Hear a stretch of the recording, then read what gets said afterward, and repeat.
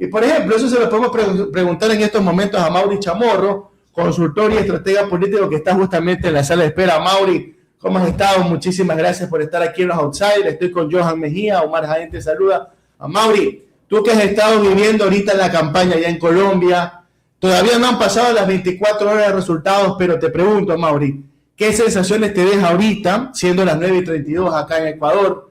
¿Cuáles son las sensaciones que te deja esta primera vuelta en Colombia?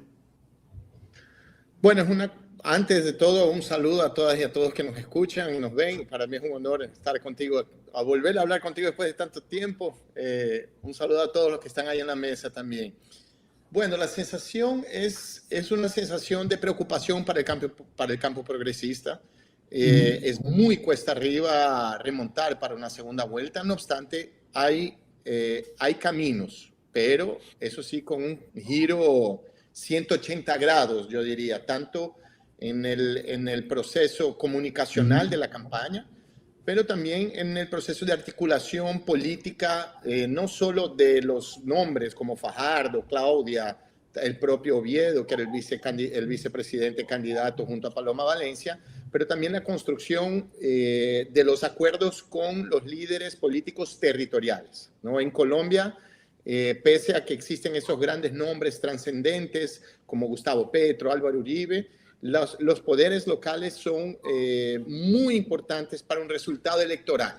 Entonces, si tú no logras tener acuerdos independiente de los grandes acuerdos, si tú no logras articular políticamente con esos liderazgos locales, no consigues una victoria. Y eso fue el diferencial de la campaña de Petro de 2022. O sea, Petro trae para sí sectores importantes de la derecha histórica colombiana. O sea, Petro raja al medio el Partido Conservador, el Partido Liberal, y eso ayuda en la segunda vuelta a un resultado histórico y por primera vez la izquierda presidenta de la República en Colombia. Ahora, en este momento, no hay esa aproximación, no hubo esa construcción en una primera vuelta con esos sectores, y permitió, sí, también un resultado sorprendente de Abelardo de la Espriella, que hizo una campaña del punto de vista comunicacional impecable, claro que con muchísima plata, mucho más de aquella que tenía disponible Iván Cepeda, y los resultados están ahí, ¿no? Ahora, Amaury, cuando tú dices lo de la campaña de la Espriella, ayer estábamos bosquejando desde la lejanía, ¿no? Pero uno notaba que es esta bendita debate que se viene dando en toda la región en las últimas elecciones, ¿no? Entre la izquierda y la derecha. Una derecha que, para bien o para mal, emociona, mueve emociones. Odios o adeptos. O consigues el gran detractor o el que prácticamente es tu secta que va a evangelizar tu mensaje. Cosa que cuando tú lo comparas con un Iván Cepeda, que es una persona mucho más tranquila, que lee sus discursos en tarima, ¿eso crees que a la larga tuvo el efecto en estos resultados? Sin duda alguna, ¿no? El desempeño de los candidatos, su dinámica, su performance afectan positivo o negativamente toda campaña. Eso siempre es así. En cualquier lugar del mundo, no solo en Colombia, no solo en Ecuador, pero eso lo vivimos en diversos otros países y bueno, ahí trabajando en muchas campañas, ¿no? Entonces, si tú no incendias a tu gente o si tú no tocas el corazón, no emocionas sectores principalmente un poco más distantes ideológicamente de tu campo, es muy difícil convencerlos a que vengan a hablar contigo. Las izquierdas se envejecieron. Las derechas, principalmente las extremas derechas, Milei, Daniel Noboa, Bukele, ahora, bueno, tenemos también a Cast, tenemos también en el caso de Colombia al propio Asprilla, que son políticos que de alguna manera parecen outsiders, son medio antisistema, pero dominan muy bien las redes sociales, tienen un lenguaje que emociona a la gente, principalmente los jóvenes, que han crecido mayoritariamente en gobiernos o se han transformado en sujetos políticos que pueden votar en gobiernos de izquierda. Y los gobiernos de izquierda a lo largo del tiempo también se desgastaron, no pudieron renovarse en términos de códigos, no pudieron renovarse en términos de ser novedad o traer un lenguaje diferenciado, sino que las izquierdas lo que hacen es intentar defender su legado, de intentar defender aquello que ya consiguieron, o sea, hablan sobre el pasado. y las derechas que vienen a implosionar todo, inclusive a la propia derecha, logran elegir candidatos como el caso de Milei, que de alguna forma traen una cierta novedad en términos de discurso, en términos de performance, de vestirse como un superhéroe, que es una cosa ridícula, inclusive muy cuestionada para alguien que va a ser un jefe de Estado, pero con la motosierra y al fin y al cabo le dio la presidencia de la República. No obstante, es una cosa importante que yo quería aclarar. Yo siempre digo eso en las entrevistas. Nunca se gana o se pierde una elección por un factor. Nunca se gana o se pierde la elección por el factor comunicacional, ¿no? Las elecciones se ganan o se pierden por una serie, es una gran ecuación que lleva, por ejemplo, cuál es el candidato, cómo fue el proceso para elegir quién sería el candidato, qué es lo que pasó coyunturalmente, cómo está la economía, cuáles son los factores que influencian externos a los países. O sea, hay una serie de variables.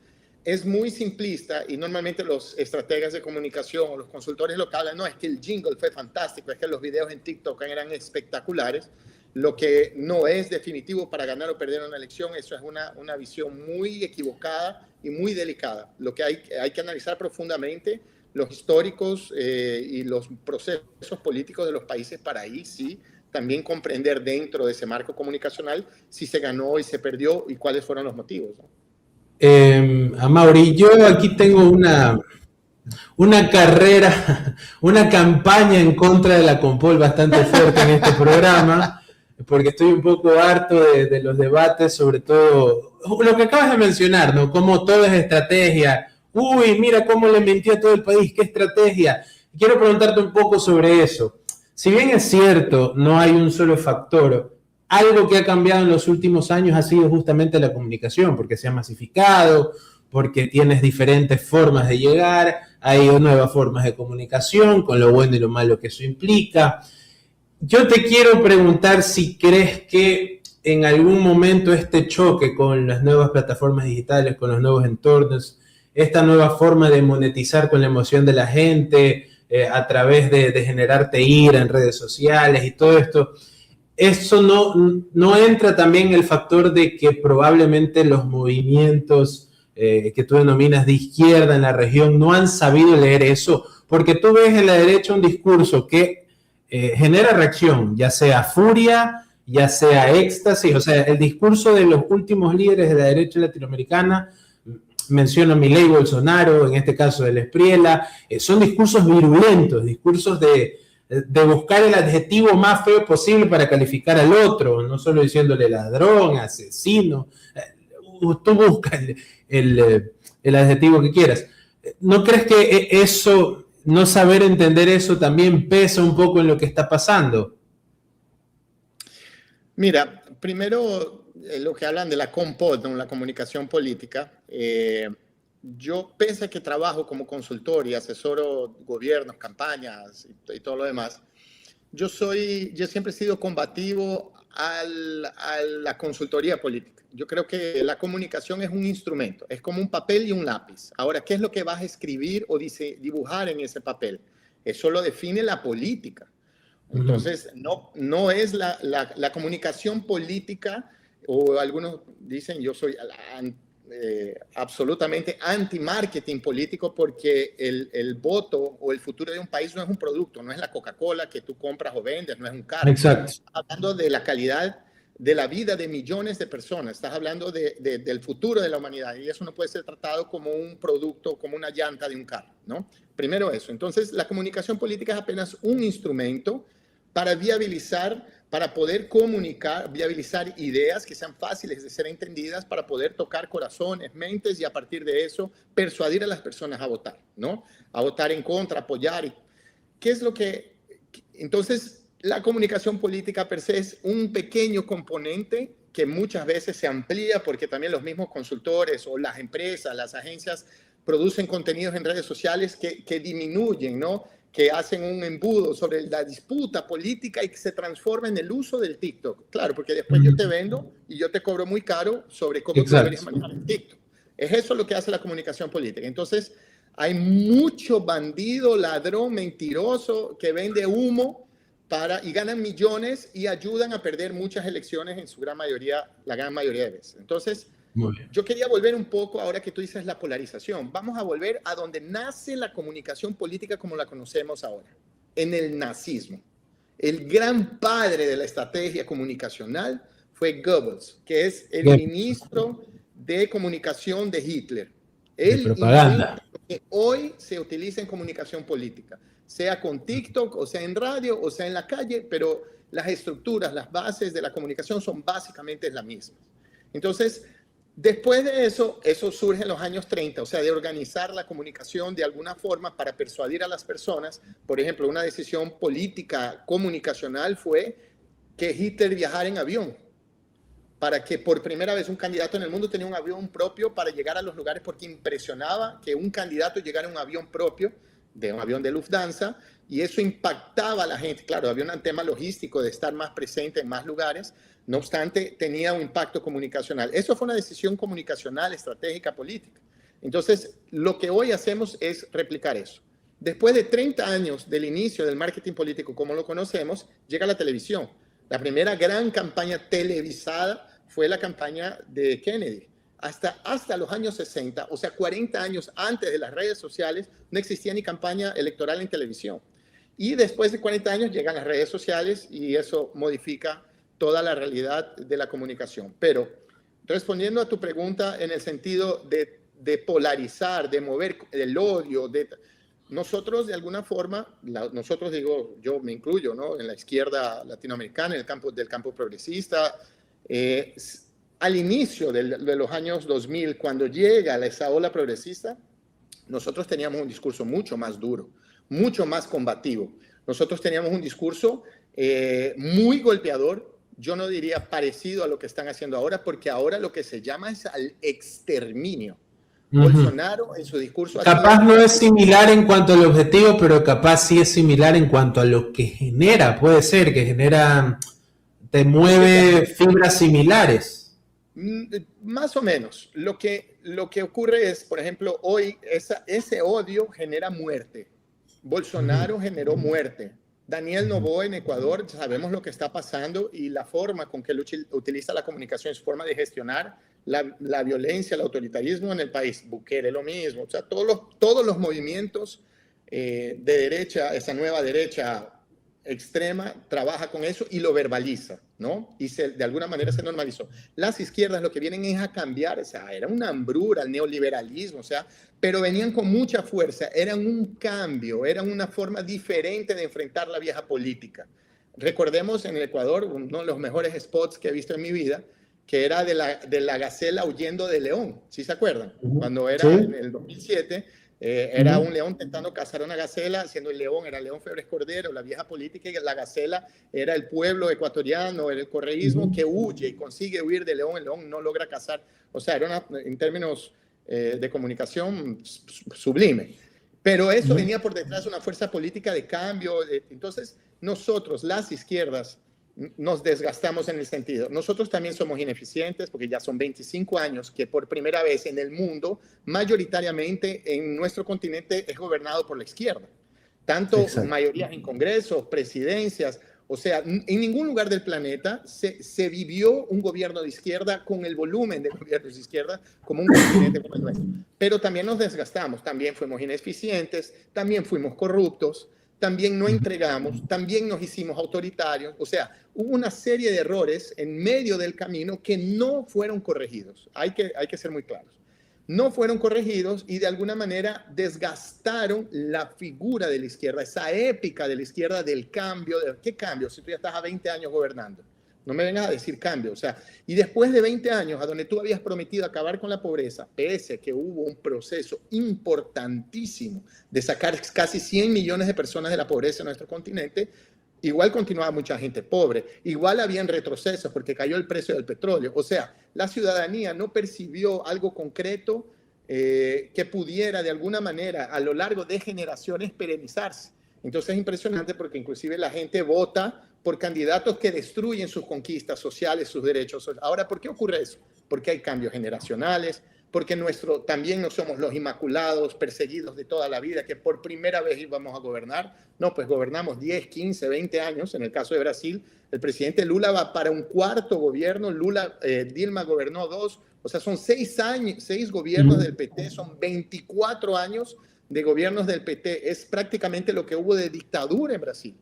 Pero los cambios han ocurrido, no obstante, la ciudadanía, ya que vive en una mejor calidad de vida, sube también sus objetivos de vida, la vara, ¿no? Las cosas cambian, exacto. Y la izquierda no supo adaptarse a eso. Entonces, cuando tú no eres gobierno, es mucho más fácil venir a romper todo y ahí tú te posicionas. Mira Milei y mira el desastre económico de Argentina. Entonces, lo que él prometió no entregó, no obstante, su discurso permitió que él llegara a la presidencia de la República. Eso es lo que me refiero. Ahora, Amaury, y como para ir ya quizás aterrizando, mira, ayer estábamos hablando, ¿no? Mira cómo en un lapso de 20 años, más o menos, se invierten las situaciones. En el momento de la oleada de izquierda, Uribe fue el único que resistió. Era un punto ahí en todo porque estaba Lula, Evo, Tabaré, Kirchner, Correa, Michelle Bachelet, pero bueno, Chávez. y Chávez mismo, ¿no? Ay, se me olvidó. El FLN, Mauricio De Funes, Perú, ay, se me olvidó el que se suicidó, ay, se me fue. Alan García. Alan García, que si bien no era de izquierda a izquierda, pero comulgaba mucho con ellos, ¿no? Gran orador y todo lo que tú quieras, pero de izquierda no era. El punto es el siguiente, Mauri. Claro. La situación ahora varía. Si de la Espriella vence en 3 semanas, literalmente el único lunar, pero un grandísimo lunar, se llama Brasil, ¿ya? ¿Tú cómo ves las perspectivas para las elecciones en noviembre? ¿Tú crees que Lula puede aguantar? Y obviamente veremos ya a Trump metiéndose de lleno en campaña en los próximos meses. ¿Tú crees que él pueda soportar el embate o también va a sucumbir? Mira, en Brasil está ocurriendo una cosa importante. Yo creo que tu pregunta es muy buena. Bolsonaro, la familia Bolsonaro ha sido vinculada directamente, se filtraron algunos audios de Flávio Bolsonaro, del candidato presidencial de la extrema derecha brasilera, hablando recibiendo dinero, recibiendo 100 millones de reales, algo como 20 millones de dólares, de un banquero que está preso ahora por haber causado el mayor escándalo de corrupción de la historia de Brasil, la corrupción financiera. Estamos hablando de un caso de casi 20 mil millones de dólares de corrupción. Entonces, Bolsonaro acabó perdiendo, tropezándose, y eso ayudó mucho a Lula. Aquí en Brasil la situación es muy complicada porque tenemos, pese a que Bolsonaro fue afectado ahora por el escándalo de corrupción y eso permitió que Lula se despegara un poco, ellos estaban empatados en segunda vuelta, existe un fenómeno de las iglesias evangélicas. En el Ecuador le decimos los pares de sufrir. Las iglesias evangélicas tienen una capacidad y una penetración en la población y es un voto muy disonante cognitivo. O sea, es un voto que no importa si hay corrupción, si hay muerte, si hay lo que sea, pero yo voto por quien indique mi pastor, por quien indique mi iglesia. Y las iglesias evangélicas en Brasil, que ya son 250.000 unidades en todo Brasil, ellas ya detienen casi el 40% de la población. Entonces, ese 40% de la población, en su gran mayoría, votan por quien diga el pastor. Y los pastores están con la familia Bolsonaro. Entonces, aún hay un riesgo muy importante para la reelección del presidente Lula. No obstante, él está en una situación mejor, pero ya entró en cancha, como tú lo dijiste, el presidente Trump, que acaba de declarar 2 grupos de crimen organizados muy grandes de Brasil, los declara grupos terroristas, lo que le permite hacer lo que hizo, por ejemplo, en Venezuela con el tal Cartel de los Soles, que nunca existió. Inclusive ellos mismos lo asumieron en la primera audiencia de Nicolás Maduro, a decir que nunca existió el Cartel de los Soles, pero que es declarar esos grupos terroristas, permitiendo una injerencia mayor de los Estados Unidos en la realidad brasilera, poder hacer sanciones económicas al país y de alguna manera afectar la opinión pública, que ahora en Brasil ya no discute más la corrupción de Bolsonaro, sino que está discutiendo el hecho de que Brasil ahora puede ser inclusive hasta justificadamente por los Estados Unidos ser invadido, porque supuestamente es la sede, está aquí la sede de 2 grupos supuestamente terroristas, cosa que no es verdad. Entonces la situación se hace mucho más complicada para Lula. Hay una posibilidad mejor, o sea, el presidente Lula consiguió recuperar su aprobación Él es un hombre que tiene una experiencia electoral y ha salido victorioso de la mayoría de las elecciones que ha participado. No obstante, el bolsonarismo y la extrema derecha evangélica brasilera, que tiene vínculos con el crimen organizado en su gran mayoría, que tiene control territorial principalmente en las periferias de las capitales del país, tiene un voto sólido de un 40%, ¿no? Entonces la elección se va a ganar, independiente sea la derecha o la izquierda, se va a ganar por muy pocos votos, por 1% de diferencia, como fue el caso de 2022. Perfecto. Amaury Chamorro, consultor y estratega político. Amaury, muchísimas gracias por tu tiempo, hermano. Mira que el tóxico fue el que nos ayudó para conseguirlo a Amaury, el tóxico Nahuel, pero bueno. Ahorita Amaury, que hace memes de la entrevista. Sí, Amaury, te agradecemos muchísimo por tu tiempo. Un abrazo, hermano, cuídate mucho. Gracias por la invitación, saludos a todas y a todos.